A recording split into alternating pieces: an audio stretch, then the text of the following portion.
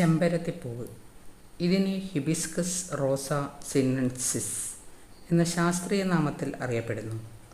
ഇതൊരു എക്കാലവും പച്ചയായും മനോഹരമായും കാണപ്പെടുന്ന അലങ്കാര ചെടിയുടെ പൂവാണ്. ചുവപ്പ് നിറത്തിലാണ് സാധാരണയായി കാണപ്പെടുന്നത്. എങ്കിലും വെള്ള, മഞ്ഞ, ഓറഞ്ച്, പിങ്ക് തുടങ്ങിയ നിറങ്ങളിലും ഉണ്ട്.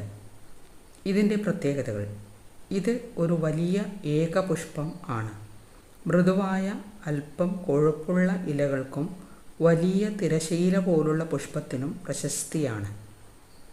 പൂവിൻ്റെ നടുവിൽ നീളമുള്ള ഒരു സ്ത്രീകോശവും അതിൻ്റെ അറ്റത്ത് കാണുന്ന പരാഗകണങ്ങളും ഈ പൂവിന് പ്രത്യേക സൗന്ദര്യം നൽകുന്നു.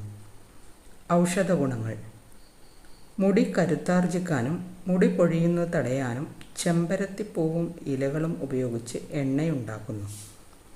തലമുടിയും തലയും വൃത്തിയാക്കാൻ ഷാംപൂവിന് പകരമായി ഉപയോഗിക്കാം.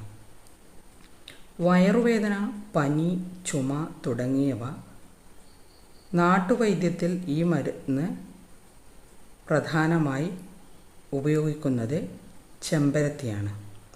ചെമ്പരത്തി ചായ ആരോഗ്യത്തിന് ഏറെ ഗുണകരമാണ്.